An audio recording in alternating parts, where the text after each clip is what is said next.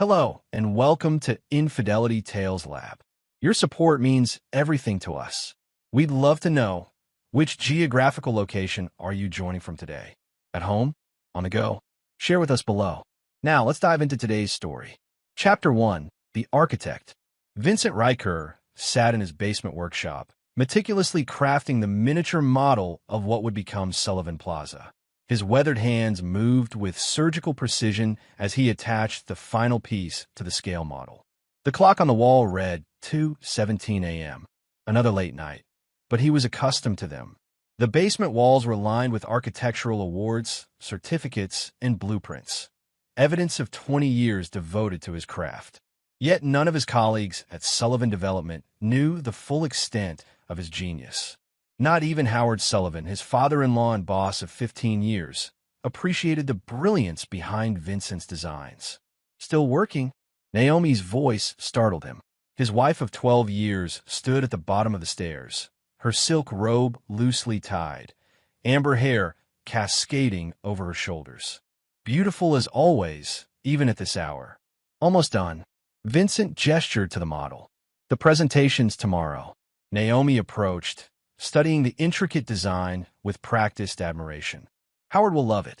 He'd better, considering how many nights it's stolen you from me.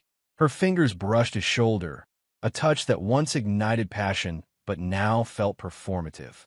Vincent noticed, but said nothing. 15 years at Sullivan Development had taught him patience. 12 years of marriage to Howard's daughter had taught him discretion. 7 months of suspecting his wife's infidelity had taught him observation. "I'll be up soon," he promised. After Naomi returned upstairs, Vincent opened his laptop and checked the tracking software he'd installed on her phone. The location history confirmed what he already knew: 3 hours at the Wellington Hotel downtown. Room 1217, the same as last week and the week before. Vincent wasn't a violent man. His vengeance wouldn't come from his fists, but from his mind. He'd built his career creating spaces that outlived their creators. He understood that proper demolition required more planning than construction. The next morning, Vincent drove to Sullivan Development headquarters, the model secured in the back seat. The radio announced another record-breaking stock performance for the company. Howard Sullivan had built an empire, and Vincent had designed every significant structure in it. At 45, Vincent maintained the physical discipline from his military days, a past he rarely discussed. Before becoming an architect, he'd served in military intelligence, developing skills he'd kept sharp but hidden beneath his unassuming exterior.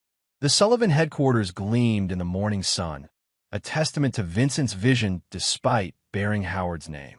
As he parked, he spotted Colin Burns' Mercedes in the executive spot next to Howard's. Colin, Howard's new golden boy, 15 years Vincent's junior, with an MBA but no real-world experience or talent. Just connections, charisma, and apparently enough appeal to seduce Naomi. Vincent carried his model through the lobby, where security guards and receptionists greeted him warmly. Despite his senior position, he'd always treated support staff with respect, unlike Howard and Colin, who barely acknowledged their existence. In the elevator, he adjusted his tie and took a deep breath. Today wasn't about confrontation. It was about confirmation. Then the real work would begin. Chapter 2. Fault Lines. The boardroom fell silent as Vincent unveiled the model of Sullivan Plaza, a revolutionary design combining sustainable architecture with cutting-edge aesthetics. Howard Sullivan studied it with narrowed eyes, while Colin immediately began pointing out perceived flaws. "The eastern support structure seems unorthodox," Colin remarked with unearned authority. "Wouldn't a traditional approach save costs?" Vincent maintained his composure. "The eastern support is actually the key innovation. It reduces materials by 30% while increasing structural integrity. I've had 3 independent engineers verify the calculations." Howard waved his hand dismissively. "It's too experimental. We're not in the business of architectural experiments, Vincent. We're in the business of profits." 15 years of this. Howard taking credit for successes while blaming Vincent for any complications. Vincent noticed the exchange of glances between Howard and Colin. Something felt different today. More final. After the meeting, Vincent retreated to his office, where Melissa Zhou, his loyal assistant of 8 years, waited with concern etched across her face. "They've called an HR," she whispered. "Third floor conference room in an hour." "What's happening, Vincent?" Vincent thanked her for the warning. Melissa knew more about the company's inner workings than even Howard did. Her father had been one of Howard's original investors before being mysteriously bought out for pennies on the dollar during a personal crisis. Vincent had hired her when no one else would, recognizing both her talent and her motivation to understand Sullivan development from the inside. "Would you mind backing up my personal design files?" Just as a precaution, Vincent asked. Melissa nodded, understanding the subtext. "Already did. External drive in your desk drawer. I also made copies of those other documents you asked me to track." Those other documents represented 3 years of methodical documentation. Howard's building code violations, safety shortcuts, permit manipulations, and tax maneuvers. None technically illegal when viewed individually, but damning when assembled correctly. An hour later, Vincent sat across from Howard, Colin, and a nervous HR representative named Dennis. The office overlooked the Sullivan Tower, Vincent's greatest design, though Howard had accepted all accolades. "We're letting you go." "Performance issues," Howard stated flatly, avoiding eye contact. Vincent nodded calmly. "Performance issues after 15 years? Colin slid a severance package across the table. "The company's direction is changing. Your designs are becoming outdated." "I see." Vincent made no move to take the envelope. "And when did my wife decide that our marriage was similarly outdated?" The room temperature seemed to drop. Howard's expression hardened. "This is a professional separation, Vincent. Keep personal matters personal." Difficult considering how intertwined they've become. Vincent stood, straightening his jacket. "I'll clear my office by end of day." As Vincent departed, he heard Colin mutter something about taking it better than expected. Little did they know that Vincent had expected this day for months. The pieces were already in motion. When Vincent returned to his office, Melissa was waiting, her eyes red but determined. "They're letting me go too.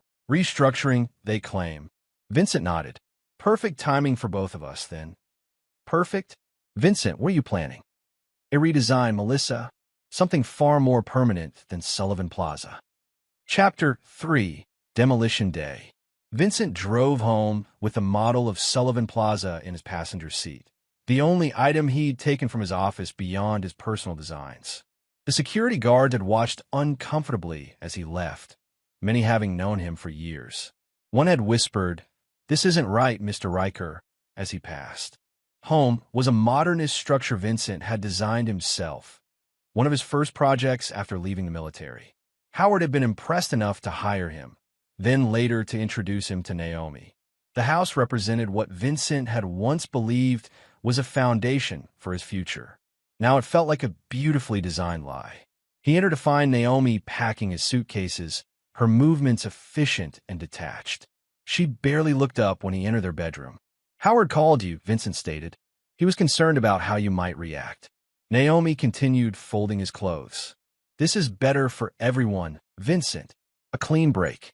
12 years of marriage ends with my clothes and luggage I don't recognize." She finally met his gaze. "Time for a fresh start." "For me," she said coldly. She handed him a brochure for a homeless shelter. "Until you find somewhere more permanent." The calculated cruelty confirmed everything. This wasn't an impulsive decision, but a coordinated elimination. Vincent took the brochure without comment. "Your severance should help until you find something else," she continued, her voice professionally sympathetic. "Though Howard mentioned your non-compete clause will make architecture difficult for a while." Did he also mention that non-compete clauses aren't enforceable in this state? Vincent watched realization flicker across her face. Or that I've maintained my military pension all these years. The one you thought I'd forfeited. Naomi faltered for the first time. "What are you saying?" "I'm saying you and Howard might have planned this meticulously, but you built your plans on false assumptions." Vincent picked up the suitcases. "Don't bother changing the locks. I won't be back." "Where will you go?" A trace of genuine confusion crept into her voice. to finish what I started 15 years ago. Vincent drove directly to a modest apartment building across town. The unit on the top floor had been leased under his birth name, Blake Vincent Riker, for the past 5 years. A contingency he'd established when he first suspected something wasn't right at Sullivan Development. The apartment wasn't just a backup residence. It was his war room. The walls were covered with photos, documents, and connections mapping the Sullivan Empire's vulnerabilities. Howard had built his company through manipulation and strategic betrayal of partners.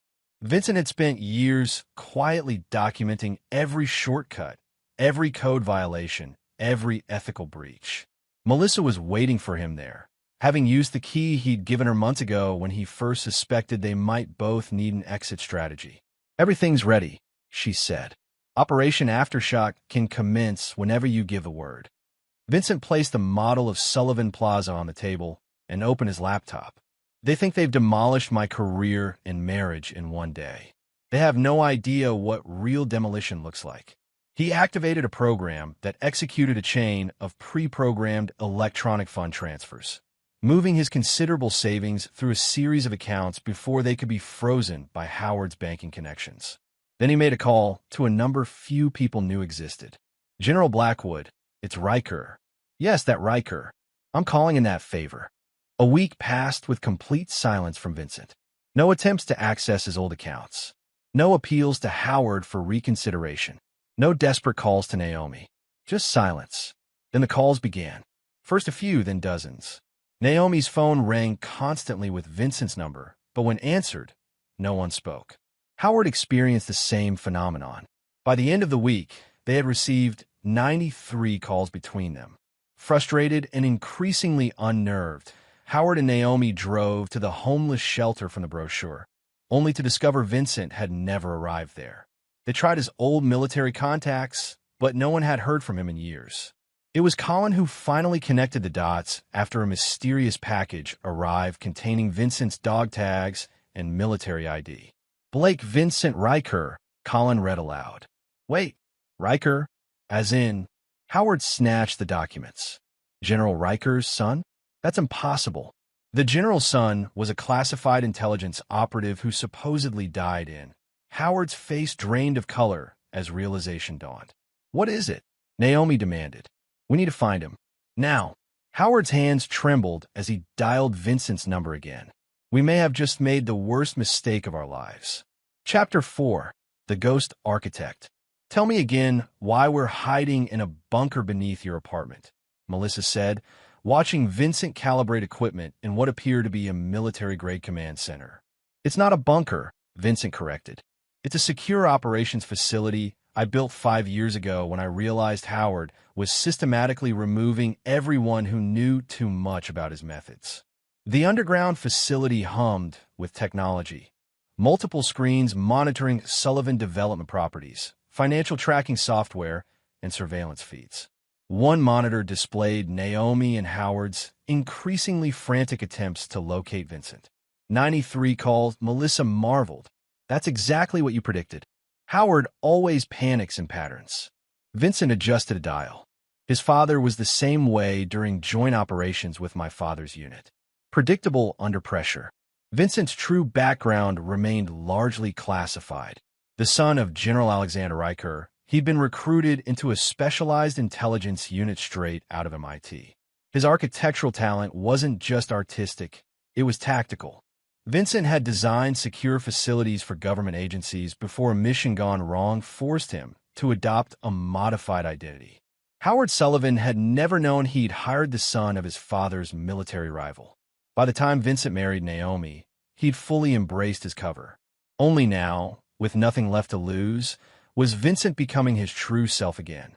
They received the dog tags, Melissa reported, watching another screen. Colin made the connection faster than expected. "Colin Byrne is many things, but unintelligent isn't one of them," Vincent acknowledged. "He's the only real threat in this scenario." A secure phone line rang. Vincent answered, activating a voice modulator. "Report.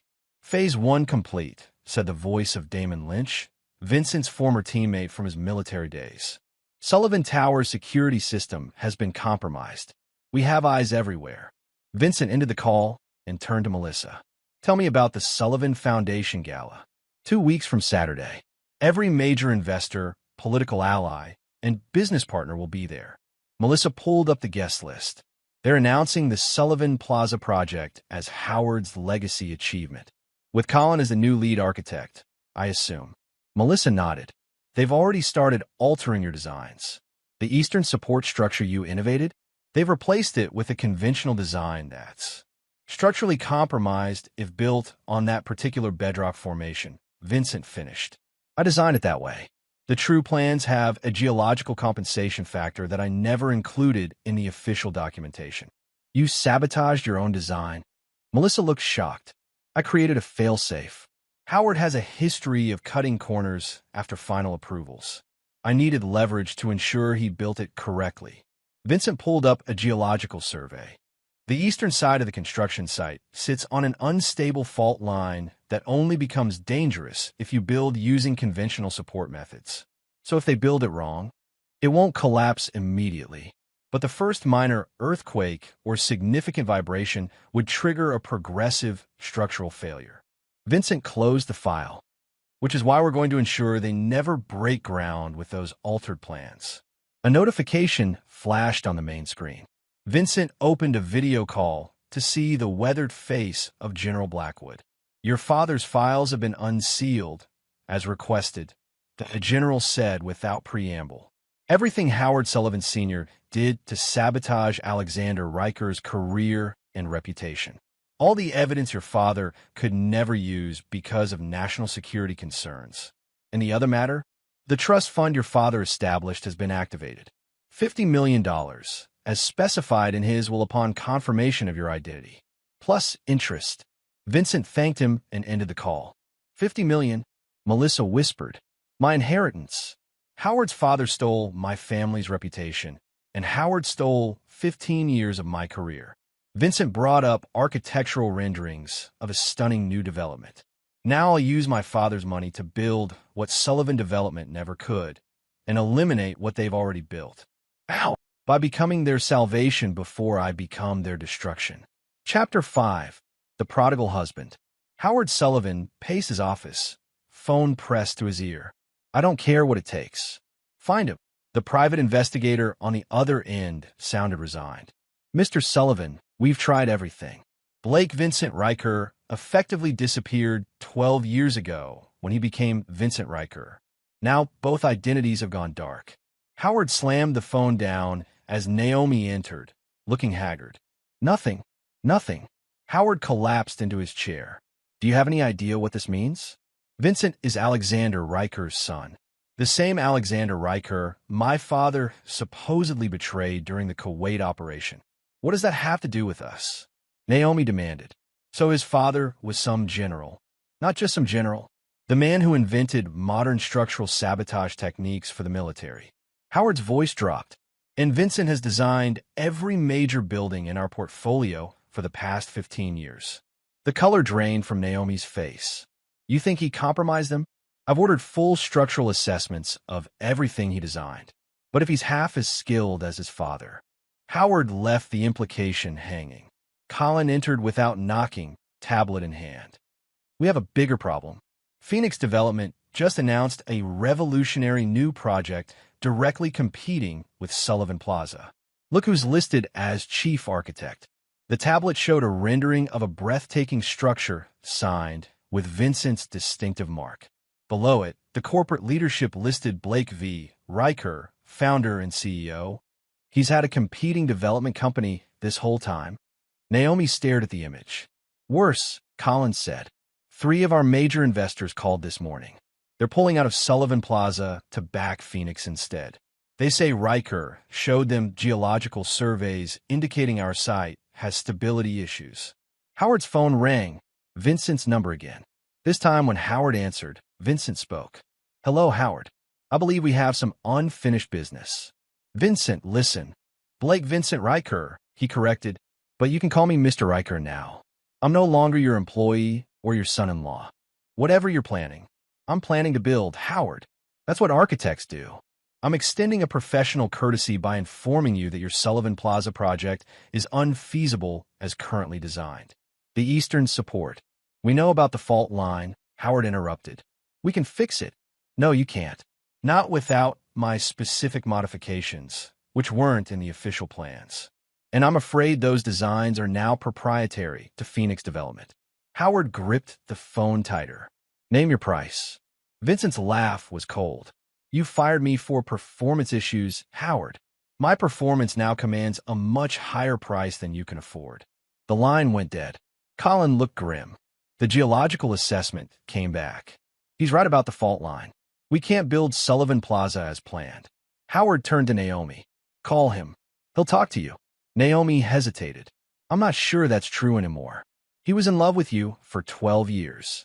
Use that, Howard shouted. Was he? Naomi's voice was suddenly small.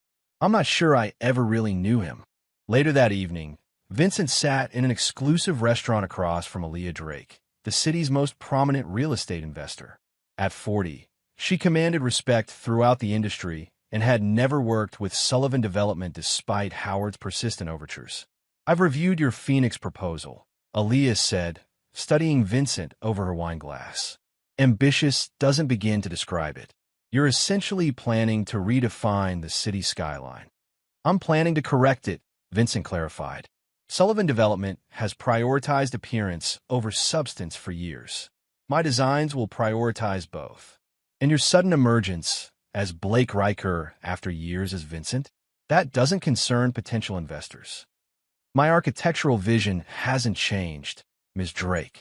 Only my willingness to compromise it. Vincent slid an envelope across the table. These are the structural assessments for 6 Sullivan properties built in the last decade. All have critical vulnerabilities that will require significant renovation within 5 years. Aaliyah reviewed the documents with a practiced eye. If this is accurate, Sullivan Development is sitting on a time bomb. Multiple time bombs. And I'm the only one who knows how to defuse them. As they finished dinner, Vincent received a text from Melissa, Naomi requesting meeting. Says it's urgent. Vincent's response was brief. Arrange it. The penthouse. 2 days. Chapter 6. The Architect's Gambit. The penthouse of the Wellington Hotel, the very place where Naomi had conducted her affair with Colin, now served as Vincent's temporary base of operations. He had reserved the entire top floor, paying in cash through a shell company. When Naomi arrived, she found Vincent standing by the floor-to-ceiling windows, the city sprawling below. He wore an impeccably tailored suit, looking nothing like the man she'd dismissed 2 weeks earlier. You wanted to see me, Vincent stated without turning. Naomi approached cautiously. Vincent, Blake, whatever you want to be called. Mr. Riker will suffice. She flinched at his formality. We need to talk about what's happening. What's happening is market correction. Sullivan Development has built its reputation on stolen designs and compromised structures. Phoenix Development will offer something better. This isn't about business, Naomi insisted. It's about us. About what Howard and I did. Now Vincent turned, his expression unreadable. There is no us, Naomi. You made that perfectly clear when you packed my bags and handed me a brochure for a homeless shelter. I didn't know who you really were. Precisely the problem. 12 years of marriage, and you never bothered to discover who I was beyond what I could provide for you and your father. Naomi's composure cracked. That's not fair. You hid your identity, your family. I protected information that was classified. But everything else, my principles, my passion, my loyalty, was genuine. Vincent approached her slowly. Can you say the same? I made a mistake with Colin. A terrible mistake. Your mistake wasn't Colin. Your mistake was believing I was dispensable. Vincent returned to the window. Sullivan Development is hemorrhaging investors. Howard's political connections are distancing themselves. Colin's attempts to modify my designs have been rejected by the Planning Commission. How do you know all this? I designed your father's security system, Naomi. Did you think I wouldn't build myself a backdoor? Tears formed in Naomi's eyes. What do you want from us? From you? Nothing. From Howard? Acknowledgement. Of what? Of what his father did to mine. Of what he did to my career. Of the corners he cut, that endangered thousands of people in buildings I designed. Vincent handed her a folder. This details the structural compromises in Sullivan Tower. The main support columns were built with substandard materials after I approved the final plans. Naomi paled as she reviewed the documents. If this is true, it is. And in the event of an earthquake measuring 5.0 or higher on the Richter scale, the tower would suffer catastrophic failure. My God, Howard's office is on the top floor. The board meets there weekly. Yes, they do. Vincent took back the folder. Phoenix Development has submitted a proposal to the city for comprehensive structural reinforcement of all Sullivan properties. At our expense. Naomi looked confused. You're helping us? I'm helping the innocent people who work in and live around those buildings. Vincent's expression hardened. As for Sullivan Development itself, my offer is simple, complete corporate dissolution. All assets transferred to Phoenix. Howard announces his retirement, citing health concerns. He'll never agree to that. This company is his life's work. It's my life's work. He just put his name on it. Vincent checked his watch. You have 48 hours to convince him. After that, I release the structural reports to the public, the properties get condemned, and Sullivan Development faces criminal negligence charges. Naomi started toward the door, then paused. You know, for what it's worth, I did love you once. No, Naomi, you loved the idea of me, the quiet architect who made your father rich and never questioned your absences.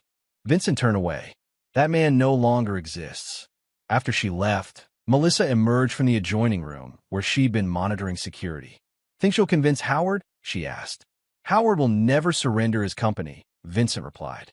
But that was never the real plan.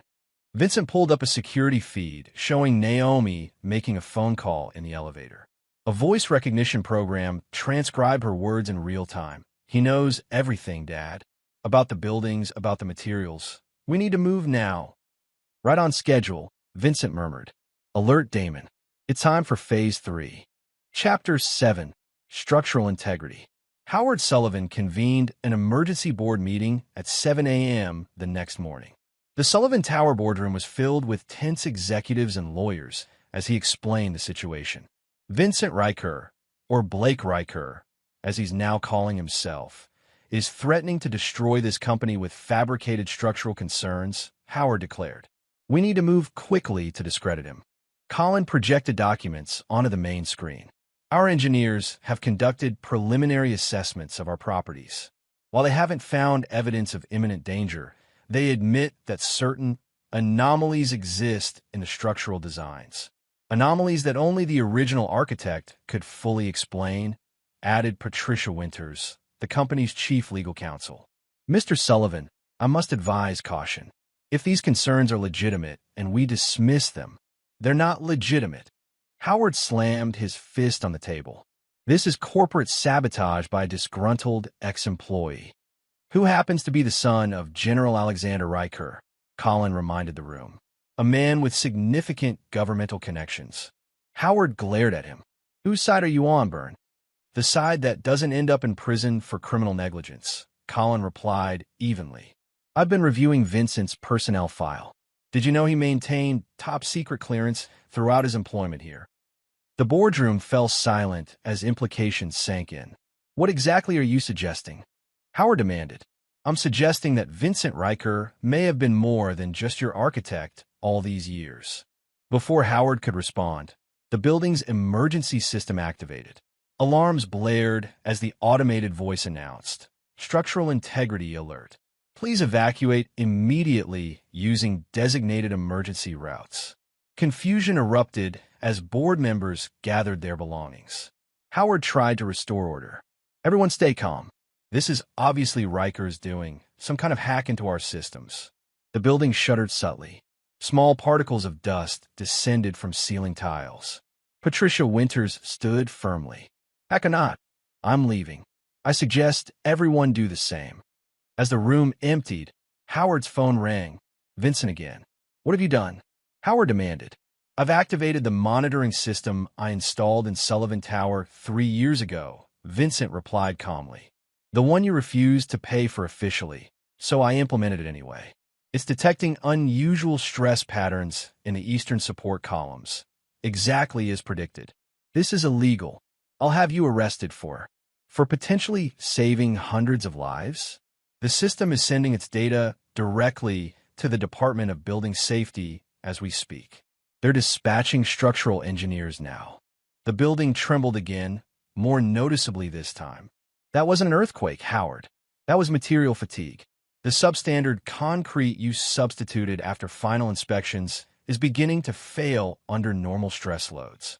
Howard looked out the boardroom windows to see people streaming out of the building onto the street below. You won't get away with this. Whatever game you're playing.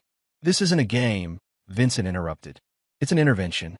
Sullivan Tower is becoming unsafe and will be condemned by this afternoon. Sullivan Development will face investigations into every property in its portfolio. Your company is finished, Howard. Then I'll take you down with me. You designed these buildings. Your reputation. My reputation is secure. I've already provided authorities with documentation showing my original designs were altered after approval, including your signatures on the change orders. The line went dead as another, stronger tremor shook the building. Howard finally joined the evacuation, his face ashen. By nightfall, Sullivan Tower had been evacuated and surrounded by emergency vehicles. News helicopters circled overhead as officials from multiple agencies assessed the structure. The city's Department of Building Safety had issued emergency inspection orders for all Sullivan Development properties. Vincent watched the coverage from Phoenix Development's newly established headquarters across town. Melissa and Damon monitored communications as Howard Sullivan was interviewed on live television, looking disheveled and defensive. Mr. Sullivan denies allegations of structural negligence, the reporter summarized, but sources within the department confirm that preliminary findings show significant deviations from approved architectural plans. Melissa muted the broadcast. The stock is in free fall. Sullivan Development has lost 60% of its value since markets opened. And Phoenix? Vincent inquired. Up 38% after announcing the emergency reinforcement program, Damon reported. The mayor's office is calling you a public safety hero for exposing the issues. Vincent nodded, watching Sullivan Tower on the screens. Howard will try to salvage what he can. Probably attempt to sell remaining assets before they're frozen. Already happening, Melissa confirmed. 3 subsidiary companies have initiated paperwork for rapid ownership transfer. To whom? Shell corporations that ultimately trace back to Colin Byrne. Vincent smiled slightly. So Colin's making his move earlier than expected. Good. Damon looked confused. I thought Byrne was adversarial. Colin Byrne is ambitious, unethical, and sleeping with my ex-wife, Vincent acknowledged. He's also predictable and financially overextended. By attempting to acquire Sullivan assets, he's walking into the final phase of my plan. Vincent brought up documents on the main screen. These are the hidden liens I placed against all Sullivan Development projects over the past 5 years. Small, strategic investments made through various intermediaries. Individually insignificant, but collectively, you own controlling interest in the debt structure, Melissa realized. If Sullivan defaults. When Sullivan defaults, Vincent corrected, those assets don't go to Colin Byrne. They come to me. Chapter 8. Counteroffensive. Colin Byrne considered himself a master strategist. As chaos engulfed Sullivan Development, he methodically positioned himself to emerge from the wreckage with the company's most valuable assets. Howard had practically handed him control during the crisis, too consumed with saving his reputation to notice Colin's maneuvering. What Colin didn't expect was to find Vincent Riker waiting in his office at midnight. Breaking and entering now, Riker. Colin maintained his composure despite his surprise. It's not breaking when you have the access codes, Vincent replied, seated comfortably in Colin's chair. You've been busy today. 5 property transfers, 3 asset reallocations, and a very interesting wire transfer to a Cayman account. Colin poured himself a drink. I suppose you're here to gloat. You've destroyed Sullivan. Congratulations. Sullivan was destroying itself long before I intervened. I merely accelerated the timeline. Vincent indicated the chair opposite. I'm here to discuss your next move. My next move? Colin laughed. I'm salvaging what I can from this disaster. Self-preservation, while abandoning Howard and betraying Naomi in the process. You two make a perfect match. Loyalty isn't either of your strong suits. Colin's expression hardened. Let's dispense with pretense. We both know this was never about buildings. This was about Naomi choosing me over you. Vincent's smile was cold. Is that what you believe? That I orchestrated the downfall of a multi-billion-dollar corporation because my wife had an affair? He shook his head. That would be pathetic. Then what is this about? Justice. Consequences. The natural order reasserting itself. Vincent stood. Howard Sullivan built his empire by stealing other people's work. My father's, mine, countless others. You followed his example by taking what wasn't yours. Including your wife? Colin smirked. Naomi made her choice. As did you. Now you both face the consequences. Vincent placed a folder on the desk. Colin opened it to find documentation of his financial maneuvers, including the offshore transfers. How did you? I designed the Sullivan financial management system 5 years ago. Did you think I wouldn't build in monitoring protocols? Vincent circled the desk. The SEC will receive copies of these documents tomorrow morning unless you comply with my terms. Colin's arrogance faltered. What terms? Simple.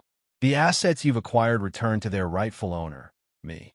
You resign from Sullivan Development and the industry entirely. And you never contact Naomi again. You're insane. I won't. Your alternative is federal prosecution for securities fraud, embezzlement, and conspiracy. Vincent headed for the door. You have until morning, Colin. Choose wisely. Meanwhile, Naomi paced her living room, watching coverage of Sullivan Development's implosion. Her phone rang. Howard again. Have you reached him? Howard demanded without preamble. No, Dad. Vincent isn't taking my calls. We need leverage. Something to force his hand. Naomi sank onto the sofa. I don't think we have any leverage left. He's outmaneuvered us at every turn. There must be something, Howard insisted. Some weakness we can exploit. The only weakness Vincent ever had was his loyalty to people who didn't deserve it, Naomi replied bitterly. And we destroyed that ourselves. Her doorbell rang. On her security monitor, she saw Melissa Joe waiting outside. I have to go, Dad. Naomi ended the call and opened the door cautiously. Melissa, this is unexpected. Mr. Riker sent me. Melissa stated professionally. He has a proposition for you. He couldn't deliver it himself. He's currently discussing similar terms with Mr. Byrne. Melissa handed Naomi an envelope. These are divorce papers.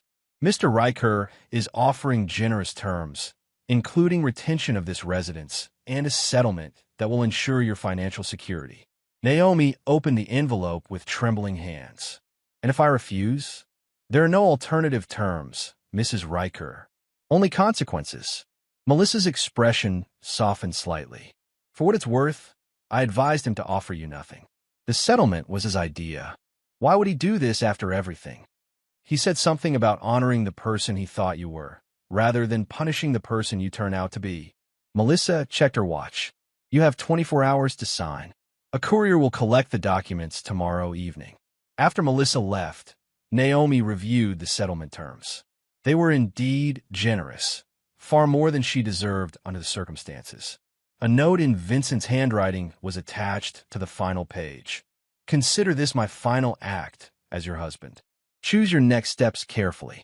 As dawn broke, Vincent received confirmation that Colin had accepted his terms, transferring control of all acquired Sullivan assets to Phoenix Development and submitting his resignation.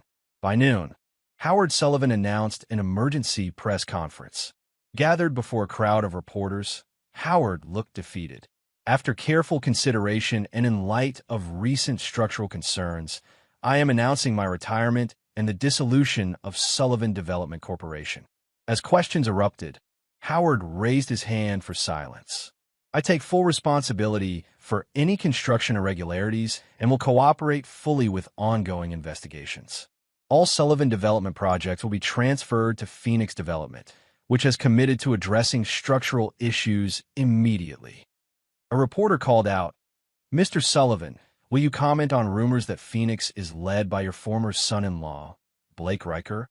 Howard's jaw tightened. Mr. Riker is a gifted architect whose contributions to this city have been significant. Phoenix Development is fortunate to have his expertise. The press conference concluded abruptly when Howard appeared to suffer a minor medical episode, requiring assistance from staff. Watching from Phoenix headquarters, Vincent turned to Damon. Arrange security for Howard's residence. Discreet but effective. Damon looked surprised. You're protecting him? After everything. I'm ensuring he lives long enough to witness what comes next, Vincent clarified.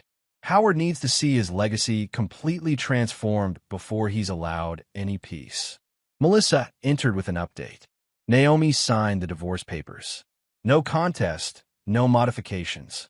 Vincent nodded. And Colin left town this morning. One-way ticket to Singapore. He won't stay gone, Vincent predicted.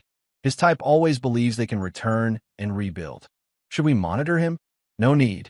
His finance and reputation are destroyed. Colin Byrne will spend the rest of his life trying to recover what he lost today. Vincent turned back to the city map displayed on the main screen. Our focus now is reconstruction, beginning with Sullivan Tower.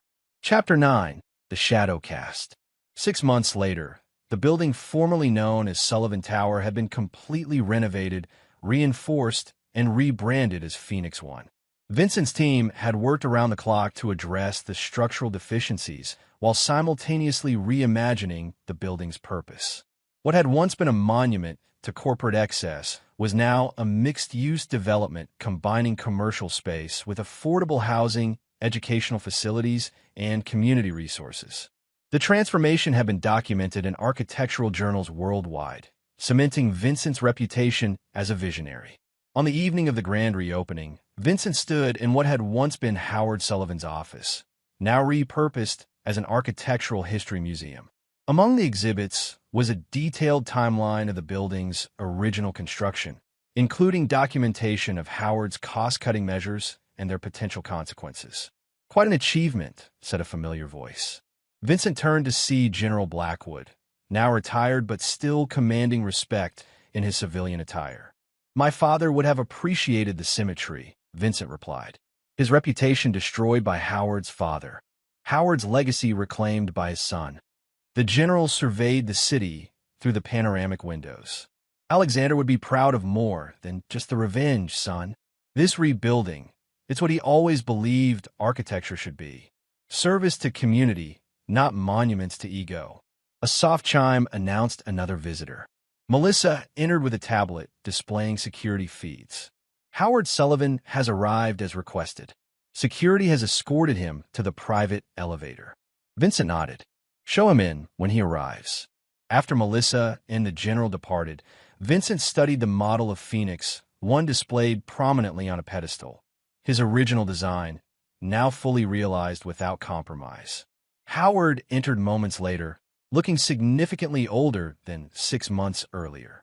His health had deteriorated following the collapse of his company, though his financial future remained secure thanks to terms Vincent had privately arranged.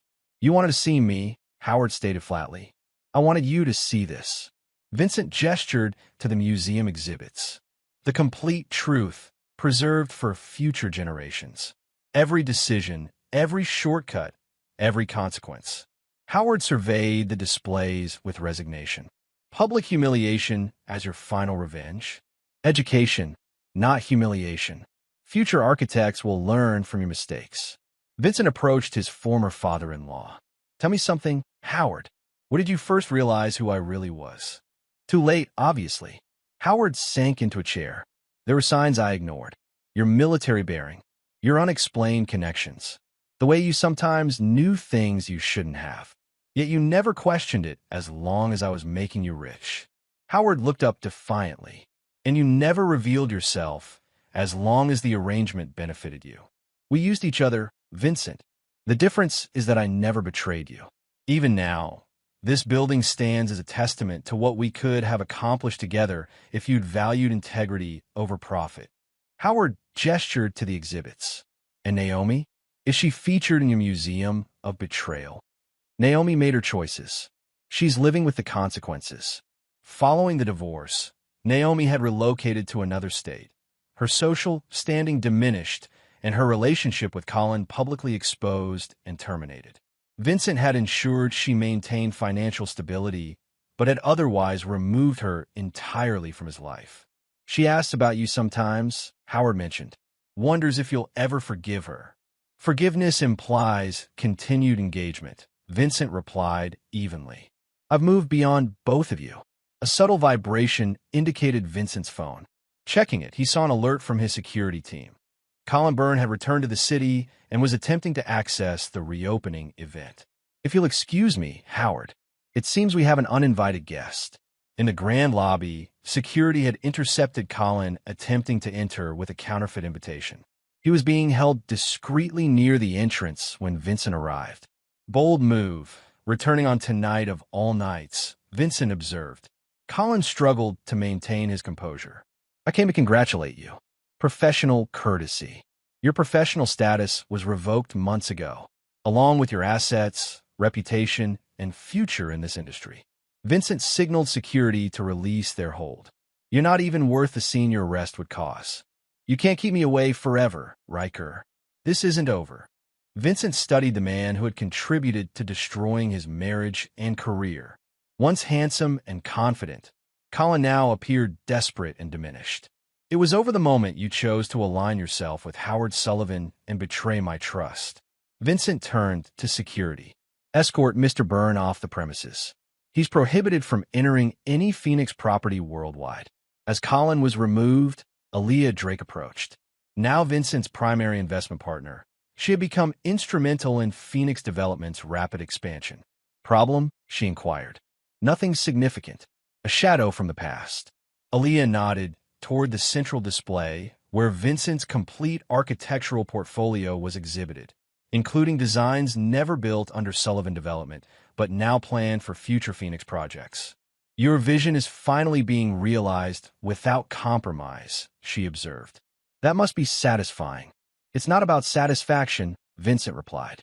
"It's about integrity. Buildings outlast their creators, Aaliyah. They cast shadows long after we're gone." Later that evening, as the celebration continued below, Vincent returned to the former Sullivan office, where Howard still sat contemplating the exhibits. "You've won completely," Howard acknowledged. "Destroyed what I built and replaced it with your own vision. What now?" "Now I continue building. The difference between us, Howard, is that destroying you was never my primary objective. It was simply a necessary step toward creating something better." Howard stood with effort. "And the revenge? For what my father did to yours. That ledger is balanced. The truth is preserved. The rest is just business." Vincent extended his hand formally. "For what it's worth, I did respect your ambition once." Howard regarded the offered hand with surprise before accepting it briefly. "And I respected your talent. Should have respected the man as well." As Howard departed, Vincent remained alone in the transformed space that symbolized both his past constraints and future potential. From the windows, he could see the Phoenix logo illuminated across the city, his vision literally casting a new shadow. His phone vibrated with a text from Melissa. "Naomi attempting to contact you again. Third time this month." Vincent's reply was brief and final. No response necessary. Some betrayals couldn't be forgiven. Some shadows couldn't be erased. Vincent had rebuilt his life, not by forgetting the past, but by transforming it into the foundation for something stronger. The architect had become the master builder of his own destiny, casting a shadow that would endure long after all those who had betrayed him were forgotten. And there you have it. Another story comes to an end. What did you think? I'd love to hear your thoughts in the comments below. If you enjoy this story, consider joining our community by subscribing. It means the world to us. For more stories like this one, check out the recommended videos on screen. And I'll see you there. Welcome back to another story on Infidelity Tales Lab. Before we begin, tell us, where in the world are you watching from? Now, let's dive into today's story. Chapter 1. The Shadow Operator. Harvey Zuniga had spent 23 years in the shadows, operating in places that didn't exist on official maps. His record was immaculate. 17 successful deep cover operations, zero compromised assets, and a reputation that made even seasoned intelligence officers whisper his name with respect. At 45, he looked like any other suburban husband. Salt and pepper hair, kind eyes, and calloused hands that Patricia, his wife of 18 years, assumed came from weekend carpentry projects. She had no idea those hands had dismantled terrorist networks across 3 continents. Harvey's official military record showed him as a logistics coordinator, boring, safe, forgettable. The truth was classified at levels that required presidential authorization to access.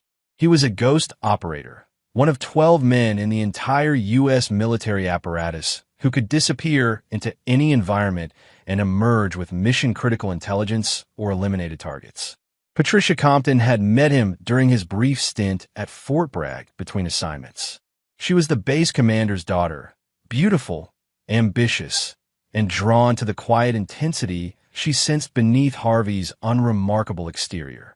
Their courtship was swift, their marriage, by all appearances, perfect. Their home in Arlington reflected Patricia's taste for luxury, imported marble, designer furniture, artwork that cost more than most people's annual salaries. Harvey never questioned the expenses. His military salary couldn't support such extravagance, but Patricia's consulting business seemed remarkably lucrative. He assumed she had inherited more from her father than she'd initially revealed. The truth was simpler and more devastating. Patricia had been selling his operational schedules to the highest bidder for 7 years. "You're leaving again," Patricia said that Tuesday morning, not looking up from her tablet as Harvey packed his deployment bag. 2 weeks, Harvey replied, checking his equipment one final time. "Maybe 3. Where?" "You know I can't tell you that." Patricia's jaw tightened imperceptibly. She perfected the art of seeming supportive while harvesting every detail she could. "Of course. Operational security." Harvey kissed her forehead, missing the flash of calculation in her eyes. "I'll call when I can."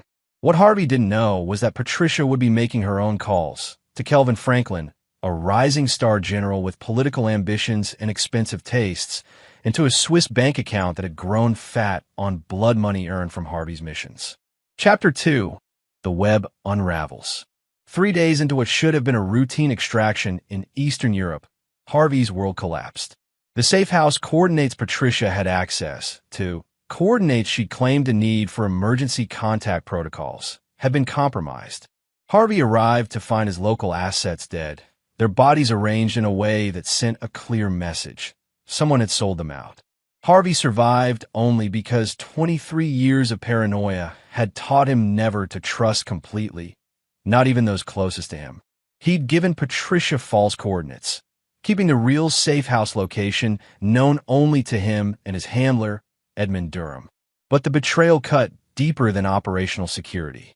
Harvey discovered, through careful digital forensics, that Patricia had been accessing his secure communications for years.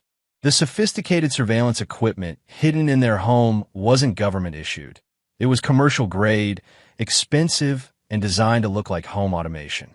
Edmund Durham, Harvey's handler for the past decade, met him in a nondescript diner outside Quantico upon his return. Edmund was one of the few men Harvey trusted completely, a career intelligence officer whose loyalty to his operatives was legendary. "How bad is it?" Harvey asked, sliding into the booth across from the silver-haired man who'd kept him alive through countless operations. "Worse than we thought," Edmund said quietly. "We've traced compromised intelligence back 7 years. 12 operations, Harvey. 12. We lost good people because someone was feeding our enemies everything they needed to know." Harvey's coffee grew cold in his hands. "Do we know who?" Edmund pushed a tablet across the table. The screen showed financial records, communication logs, and surveillance footage. Harvey's blood turned to ice as he recognized Patricia's face meeting with various foreign operatives in hotel lobbies, coffee shops, dead drops. "Your wife has been very busy," Edmund said, "and she's not working alone." The second set of files revealed Patricia's relationship with General Kelvin Franklin. The affair had started 4 years ago, but their collaboration went deeper than romance. Franklin had been using his position to access classified information far beyond his clearance level, feeding it to Patricia, who then sold it through a network of international brokers. Franklin's political career depends on his military reputation, Edmund continued. He's positioning himself for a Senate run next year. He needed money for campaign funding and influence peddling. Your wife needed a way to access higher-level intelligence than what she could steal from your home communications. Harvey studied the surveillance photos of Patricia and Franklin together. In one image, they were clearly intimate, Franklin's hand on her thigh as she whispered something in his ear. In another, they were exchanging documents in what appeared to be Franklin's Pentagon office.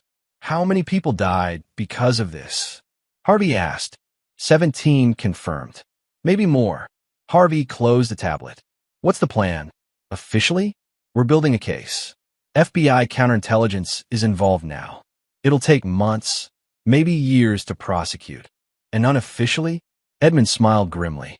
Unofficially, you're about to become the victim of a very public betrayal. Franklin's people have been building a case against you, Harvey. They're planning to frame you as the mole. Chapter 3. The Accusation. The ceremony was meant to honor Harvey's distinguished service. 23 years of dedication, a chest full of commendations, and a reputation that had earned him the grudging respect of everyone from Navy SEALs to CIA operatives. The event was being held at the Pentagon, with Patricia seated in the front row wearing the Navy dress Harvey had bought her for their anniversary. General Kelvin Franklin stood at the podium, his uniform immaculate, his voice carrying the authority of a man accustomed to being obeyed. At 52, Franklin cut an impressive figure, tall, broad-shouldered, with silver temples that made him look distinguished rather than old. His political ambitions were barely concealed. Everything he did was calculated to enhance his public image. Ladies and gentlemen, Franklin began, his voice echoing through the ceremony hall, we gather today not to celebrate, but to confront a betrayal that strikes at the very heart of our national security. Harvey felt the shift in the room's atmosphere. Military personnel who had been preparing to applaud were now sitting rigid, confused. Patricia's face showed perfect surprise, but Harvey caught the micro-expression of satisfaction that flickered across her features. For 7 years, Franklin continued, classified intelligence has been systematically leaked to foreign adversaries. Operations have been compromised. Good men and women have died. And the source of these leaks has been traced to one of our own. Franklin's gaze fixed on Harvey with theatrical precision. Master Sergeant Harvey Zuniga, you are accused of treason against the United States of America. The room erupted in murmurs and gasps. Harvey remained seated, his expression calm despite the storm of rage building in his chest. He watched as 2 military police officers approached his position. Franklin stepped down from the podium and strode directly to Harvey. With practiced drama, he reached out and began tearing the commendation ribbons from Harvey's dress uniform. Traitor, Franklin declared, loud enough for every person in the room to hear. The ribbons hit the floor like colorful confetti, each one representing years of service, sacrifice, and blood spilled in defense of his country. Patricia stood behind Franklin, and Harvey saw something that cut deeper than any accusation. She was smirking. Not surprised, not shocked, not devastated by her husband's alleged betrayal. She was satisfied, pleased with the performance unfolding before her. Nothing to say? Franklin demanded, his voice carrying both authority and malicious satisfaction. Harvey looked at his wife, saw the truth in her eyes, and felt something fundamental shift inside him. The last vestige of the man who had loved her, trusted her, built a life with her, died in that moment. What remained was the ghost operator, the shadow who had survived impossible odds and eliminated targets that threatened American interests. Just one call, Harvey said quietly. Franklin laughed. You think your lawyer can save you from this? You think. Just one call, Harvey repeated, his voice carrying a weight that made Franklin step back involuntarily.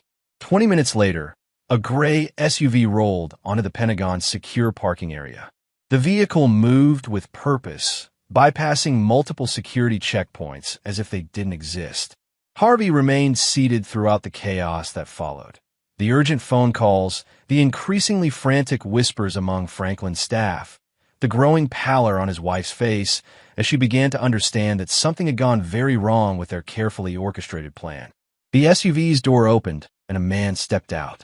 He was unremarkable in appearance. Medium height, gray suit, the kind of face that disappeared in crowds.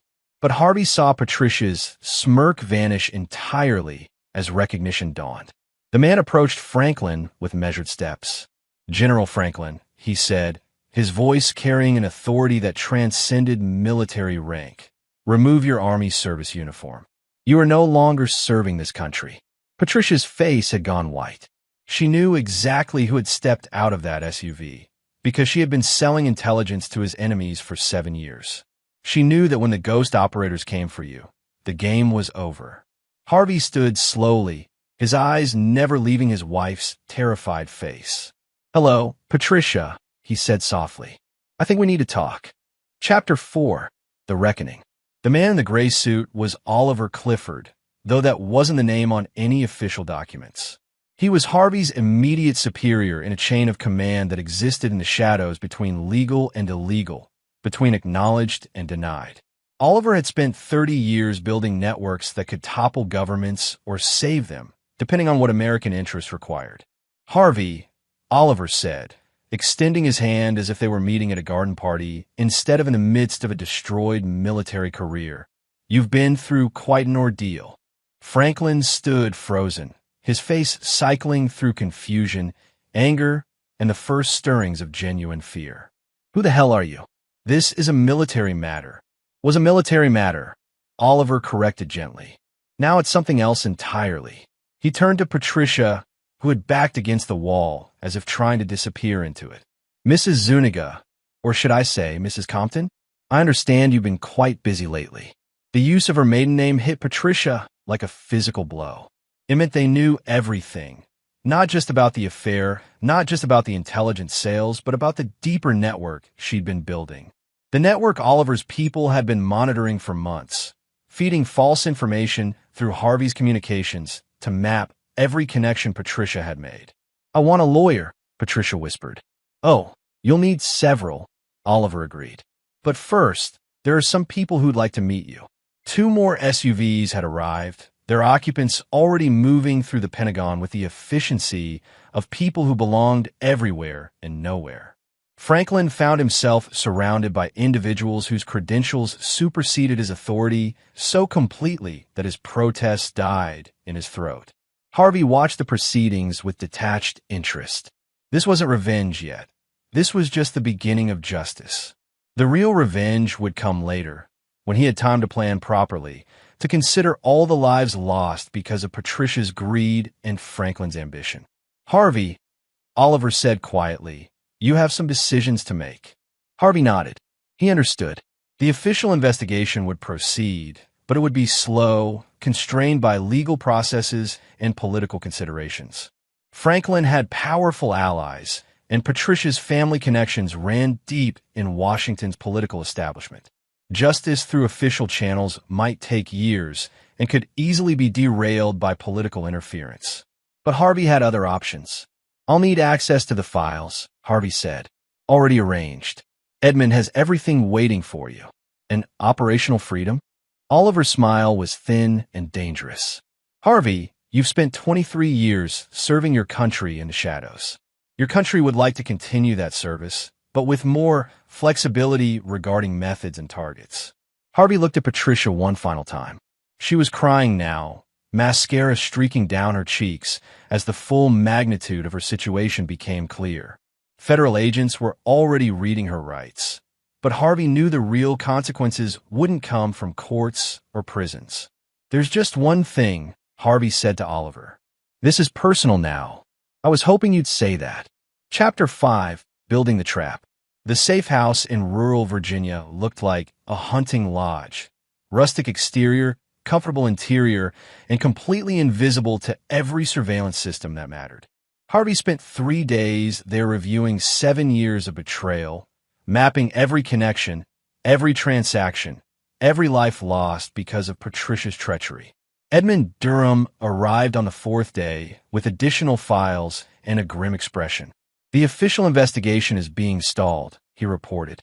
Franklin's political connections are proving problematic. How problematic? Senators are making phone calls. The Attorney General is asking questions about jurisdiction. There's talk of national security implications requiring special handling. Harvey wasn't surprised. Franklin's rise through the ranks had been meteoric precisely because he understood how to build political capital. The man had spent years cultivating relationships with the right people, making himself indispensable to their agendas. What about Patricia? House arrest pending trial. Her family posted bail, $10 million, which tells you something about their resources and their concern about what she might say. Harvey studied the financial records spread across the table. Patricia's betrayal had netted her over $12 million across 7 years. Franklin's cut had been smaller, but significant, enough to fund his political ambitions while maintaining the appearance of a career military officer living within his means. I need to understand their network, Harvey said. Every contact, every handler, every transaction. Already mapped, Edmund replied, spreading out a new set of documents. Patricia wasn't just selling your intelligence, Harvey. She was building her own operation, recruiting assets, developing sources. She fancied herself some kind of master spy. The network was impressive in its scope and terrifying in its implications. Patricia had made contact with intelligence services from 6 different countries, playing them against each other to maximize profits. She'd recruited 3 other military spouses, 2 Pentagon contractors, and a State Department translator. Franklin's contribution went beyond just classified access. He'd been identifying high-value targets for recruitment, using his position to assess which officers had access to the most valuable intelligence. He'd essentially been talent scouting for foreign intelligence services. There's something else, Edmund said carefully, about Patricia's family. Harvey looked up from the files. Her father, General Bernard Compton, didn't die of natural causes. The room went silent. Harvey had attended the funeral 2 years ago, consoling Patricia through what he believed was genuine grief for a father she'd claimed to love deeply. Heart attack was staged, Edmund continued. Bernard had discovered Patricia's activities. He was planning to turn her in when he died. Very convenient timing and very sophisticated execution. We think Patricia and Franklin eliminated him to protect their operation. Harvey felt something cold and final settle in his chest. Not only had Patricia betrayed him and killed his friends, she'd murdered her own father to protect her profits. I want them all, Harvey said quietly. All of them. Every person in their network. Every foreign contact who bought our intelligence. Every handler who facilitated transactions. Everyone who profited from American blood. Edmund smiled grimly. Now you're thinking like a ghost operator again. Over the next week, Harvey began implementing a strategy that would have impressed his former targets. Instead of a direct assault on Patricia and Franklin, he would systematically dismantle their entire network, turning their own methods against them. The first target was Caesar Rogers, the State Department translator Patricia had recruited. Harvey appeared at Rogers' apartment at 3 a.m., using skills learned in 100-night operations. Rogers woke to find a figure sitting in his bedroom chair, calmly reading through classified documents Rogers had stolen. "Hello, Caesar," Harvey said. "We need to discuss your retirement plans." By morning, Rogers had provided Harvey with detailed information about every document he'd stolen, every contact he'd made, and every payment he'd received. More importantly, he'd agreed to begin feeding false information back through his handlers, creating opportunities for Harvey to identify and target foreign operatives operating on American soil. The second target was Barbara Keith, a military spouse at Fort Hood whose husband had access to deployment schedules. Harvey's approach was more subtle. He arranged for Barbara to discover that her foreign contacts were planning to eliminate her as a security risk. Faced with a choice between helping Harvey or dying, Barbara chose wisely. By the end of the second week, Harvey had systematically compromised every asset in Patricia's network. More importantly, he'd begun feeding targeted disinformation through their channels, creating chaos in foreign intelligence operations while identifying every handler, controller, and beneficiary of Patricia's betrayal. But Harvey was just getting started. The real revenge wouldn't be arrests or prosecutions. It would be something far more personal and infinitely more permanent. Chapter 6. The Web Titans. Patricia's house arrest had become a gilded cage in her family's compound in Georgetown. The Victoria Mansion, worth nearly $20 million, was surrounded by private security, federal surveillance, and lawyers who cost more per hour than most people earned in a month. She should have felt safe. Instead, she woke each morning to fresh evidence that Harvey was systematically destroying everything she'd built. The morning news reported the mysterious disappearance of Andres Hancock, a Swiss banker who had facilitated several of Patricia's largest transactions. His body would never be found. Though his bank accounts had been completely emptied, the funds redirected to a foundation that supported families of fallen soldiers. Patricia's phone calls were monitored, but she still received messages. Never direct threats, never anything actionable by law enforcement, just small reminders that Harvey was out there, watching, planning, executing his own form of justice. A photograph of her meeting with a Russian operative in Prague, a meeting she'd thought was completely secret, appeared on her nightstand. A recording of her discussing her father's elimination with Franklin arrived in her email. Most disturbing of all, detailed floor plans of the Georgetown compound appeared in her purse, with her bedroom window circled in red. Franklin was experiencing his own psychological pressure. His political allies were distancing themselves as more details of his activities became public. 3 foreign operatives he'd been working with had been found dead in various countries, each eliminated with a precision that screamed professional execution. "We need to run," Patricia told Franklin during one of their monitored phone conversations. "Get out of the country. Disappear somewhere he can't find us." "He's one man," Franklin replied, but his voice lacked conviction. "We have resources, connections, protection." What Franklin didn't understand was that Harvey wasn't fighting as one man. He was fighting as the tip of a spear backed by the full resources of America's intelligence apparatus. Every favor Harvey had earned, every contact he'd made, every debt owed to him by grateful operatives around the world was being called in. The third week brought escalation. Patricia woke to find that her private security team had been replaced overnight. The new guards were polite, professional, and clearly not working for her family. When her lawyer arrived for their scheduled meeting, he was accompanied by federal marshals and an FBI counterintelligence team. "Mrs. Zuniga," the lead agent said, "we've discovered some irregularities in your bail conditions." The irregularities were significant. Patricia's family had used laundered money from her intelligence sales to post bail, creating a legal quagmire that would take months to resolve. More immediately, new evidence had emerged suggesting Patricia was continuing to coordinate with foreign operatives even under house arrest. "That's impossible," Patricia protested. "I'm monitored constantly.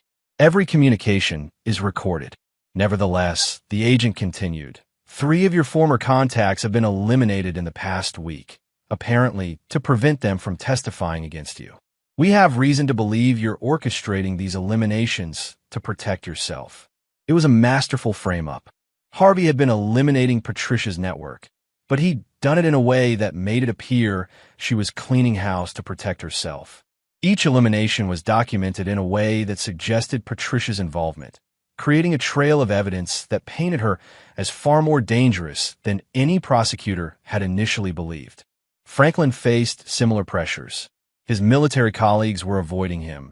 His political supporters were requesting he withdraw from consideration for various positions, and his staff was being investigated for security violations. Worse, several foreign operatives who could implicate him had begun disappearing or dying under suspicious circumstances. "She's using us," Franklin told his remaining aide, Trevor Yates, a young officer whose loyalty was based more on fear than respect. "Patricia is eliminating witnesses to protect herself, and we're going to be blamed for it." Trevor nodded nervously. He'd already begun quietly reaching out to federal prosecutors, hoping to negotiate immunity in exchange for cooperation. What he didn't know was that Harvey had anticipated this move and was already feeding Trevor information designed to further incriminate Franklin while protecting Harvey's real operations. By month's end, Patricia's house arrest had been revoked, and she was transferred to a federal detention center.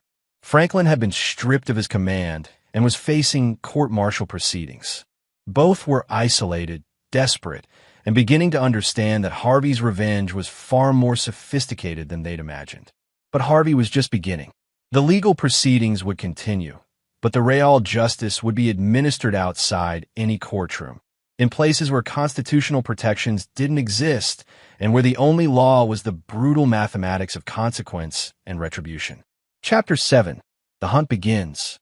Federal detention had not been kind to Patricia. The designer clothes were gone, replaced by orange jumpsuits. The expensive skincare routine had been abandoned, leaving her face gaunt and prematurely aged.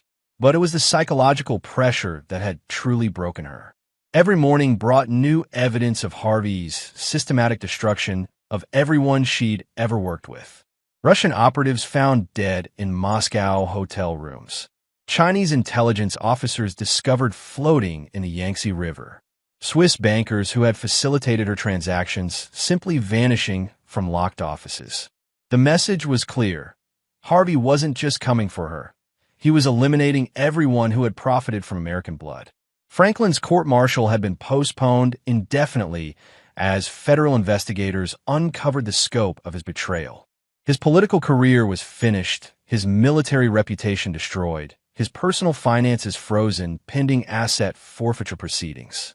He'd been moved to a military detention facility where his former colleagues treated him with the contempt reserved for traitors.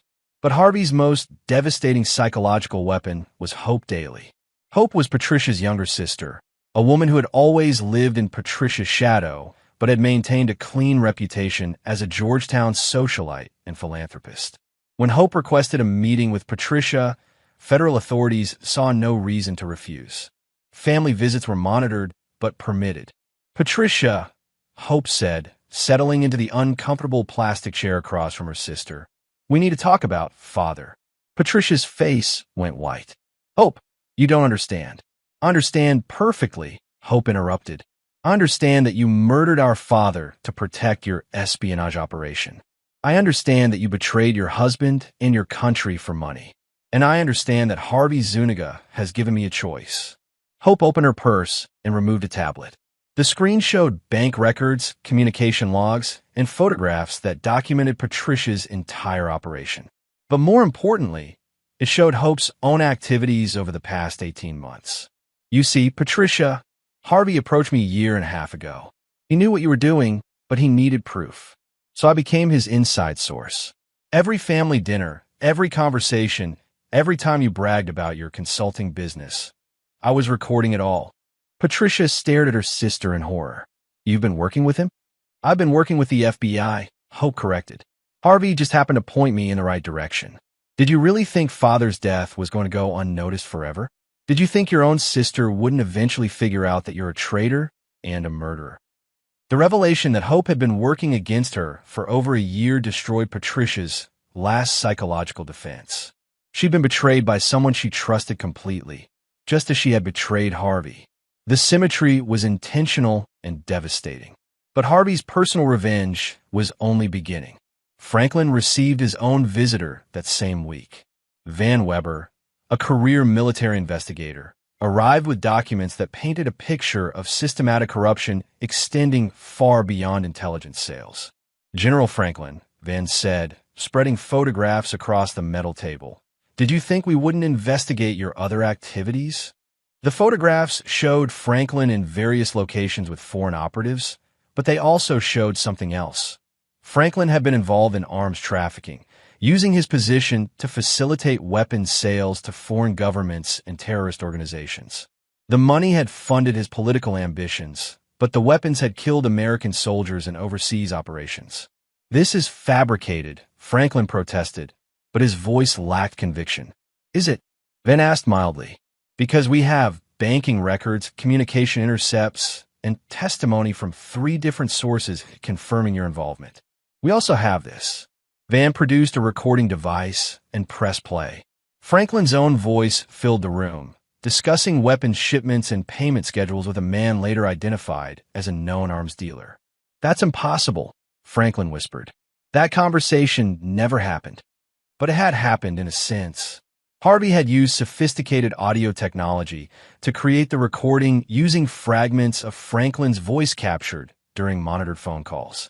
The technology was perfect enough to fool forensic analysis, and the context was believable enough to convince investigators. Harvey wasn't just destroying their legal defenses. He was creating an entirely new narrative in which Patricia and Franklin were far more dangerous and culpable than their original crime suggested. Chapter 8. The Elimination Protocol. The first elimination was Barbara Keith, the military spouse Harvey had compromised weeks earlier. She was found dead in her Fort Hood apartment, apparently the victim of a home invasion. The security footage had been mysteriously corrupted, and the only witness was a neighbor who reported seeing a delivery truck that couldn't be traced. Barbara's death sent a clear message to every remaining member of Patricia's network. Cooperation with authorities would not guarantee protection. Caesar Rogers lasted 3 more days. His death was more creative, a car accident on a lonely Virginia highway, caused by brake failure that investigation teams would eventually determine was sabotage. Rogers had been driving to a meeting with federal prosecutors when his car went off the road at 90 miles per hour. The message was escalating. Harvey wasn't just eliminating threats. He was demonstrating that distance, protection, and cooperation meant nothing. If you had betrayed American intelligence, if you had profited from American blood, if you had helped destroy lives Harvey had spent decades protecting, then you were a target. Franklin began to understand the scope of what he was facing when Trevor Yates was found dead in his Pentagon office. The young aide had been scheduled to testify about Franklin's activities the following week. Instead, he was discovered by cleaning staff, apparently having suffered a heart attack at his desk. Medical examination revealed exotic toxins in Trevor's system, substances that would cause cardiac arrest in healthy young men, but would be virtually undetectable without specific testing. The kind of substances available only to intelligence operatives with access to weapons that didn't officially exist. He's killing everyone, Franklin told his lawyer during their next meeting. Everyone who could testify, everyone who knows anything about our operations. Harvey Zuniga is executing his own people to prevent them from talking. Franklin's lawyer, an expensive Washington insider named Rudy Gould, looked skeptical. That's a serious accusation, General. Do you have any evidence that your former colleague is responsible for these deaths? Who else could it be? Franklin demanded. Who else has the skills, the access, the motivation? But Franklin's protests fell on deaf ears. From the outside, it appeared that Patricia and Franklin's network was being systematically eliminated by foreign intelligence services seeking to protect themselves from exposure. The deaths looked like standard intelligence cleanup operations, not domestic revenge killings. Harvey's greatest advantage was that his actions appeared logical and consistent with international intelligence operations. Foreign services regularly eliminated compromised assets to prevent testimony, and the sophisticated methods suggested professional intelligence work rather than personal vengeance. Patricia received the news of each elimination in her federal detention cell. With each death, her situation became more desperate. Her network was being destroyed, her potential witnesses were disappearing, and the evidence against her was growing stronger. Worse, she was beginning to understand that Harvey's revenge wasn't limited to legal consequences. He was ensuring that everyone who had betrayed American intelligence would die, and he was saving her for last. The realization that she was living on borrowed time drove Patricia to attempt a desperate gambit. She requested a meeting with federal prosecutors and offered to provide detailed information about foreign intelligence operations in exchange for witness protection. "I can give you names, dates, locations," she told the assembled investigators. "I can expose operations you don't even know exist. But I need protection. Harvey is killing everyone, and I'm next." The prosecutors were interested but skeptical. Patricia's credibility was limited, and her claims about Harvey seemed increasingly paranoid. When they checked with their intelligence contacts, they were told that Harvey Zuniga was on extended leave and under psychological evaluation following his traumatic discovery of his wife's betrayal. What the prosecutors didn't know was that extended leave meant Harvey was operating with full support of his shadow organization, and psychological evaluation was a cover story that allowed him complete operational freedom. Patricia's offer of cooperation was rejected. She was too compromised to be a reliable witness, too dangerous to be trusted, and too valuable as a prosecutorial target to be offered significant concessions. She was alone, trapped, and waiting for Harvey to come for her. Chapter 9. The Final Judgment. 6 months after the ceremony that had destroyed Harvey's official military career, he stood in a Virginia forest clearing where Patricia Compton Zuniga knelt with her hands bound behind her back. Her federal detention had ended 2 days earlier when a mysterious administrative error had resulted in her temporary release, pending a judicial review that would never come. Patricia had been transported to this clearing by men whose faces she couldn't see and whose voices she didn't recognize. But she knew Harvey was responsible. She'd known since the moment federal marshals had released her that this wasn't freedom. It was Harvey's final act of revenge. "Please," Patricia whispered as Harvey emerged from the tree. "Please, Harvey, I can explain." "No explanations," Harvey said quietly. "No apologies. No pleas for mercy." Patricia tried to speak, but Harvey's expression silenced her. This wasn't the man she'd married. The quiet husband who'd fixed her coffee every morning and kissed her forehead before leaving for work. This was the ghost operator, the shadow who had eliminated threats to American interests for over 2 decades. 17 people died because of your betrayal, Harvey continued. Good people. Americans who trusted me to keep their operations secure. Their families will never know why they died, but they died because you sold their lives for money. I never meant for anyone to get hurt, Patricia sobbed. You murdered your own father to protect your operation, Harvey interrupted. You're going to tell me you never meant for anyone to get hurt? Patricia's face crumpled. How long have you known? Long enough to document everything. Long enough to map your entire network. Long enough to eliminate every single person who profited from American blood. Harvey gestured to the forest around them. Do you know where we are, Patricia? She shook her head. This is Shenandoah National Park. Specifically, it's about 2 miles from where Lieutenant Matthew Villarreal died during a training exercise 3 years ago. Remember Matthew? 24 years old, married 6 months, wife pregnant with their first child. He died because you sold his unit's operational plans to Russian intelligence. Patricia's eyes widened with recognition and horror. Matthew's body was never recovered from the training accident that killed him, Harvey continued. What his family doesn't know is that it wasn't an accident. It was an assassination carried out by Spetsnaz operatives who knew exactly where and when to find him. You gave them that information. Harvey knelt beside Patricia, his voice soft and conversational. I've spent 6 months eliminating everyone involved in your network. Franklin died in his cell yesterday. Apparent suicide, though the toxin used isn't available to civilians. Your sister Hope is safely relocated under witness protection after providing 17 hours of testimony against you. Every foreign operative who bought your intelligence is dead. Every handler, every facilitator, every money launderer, all eliminated. What do you want? Patricia whispered. I want you to understand that actions have consequences, Harvey replied. I want you to know that betraying your country, betraying your marriage, betraying your family, and murdering your father have earned you this moment. Harvey stood and walked to a nearby tree where a rifle had been concealed. Military precision, scope already zeroed, safety off. You're going to execute me, Patricia said, her voice strangely calm. I'm going to give you the same consideration you gave Matthew Villarreal and 16 other Americans whose lives you sold, Harvey corrected. None. Wait, Patricia said desperately. The money. I can tell you where all the money is hidden. Accounts in Switzerland, the Caymans, numbered accounts worth millions. Already recovered, Harvey said, settling into firing position. Redistributed to families of fallen soldiers. Did you think I'd leave that loose end untied? Patricia tried to run, stumbling through the underbrush with her hands still bound.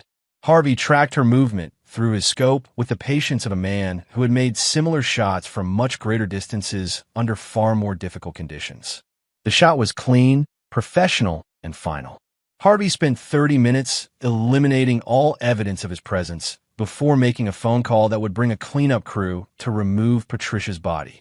By evening, there would be no trace that Patricia Compton Zuniga had ever been in these woods. 3 weeks later, Harvey received new assignment papers. A new identity, a new mission, a new country where American interests needed protection.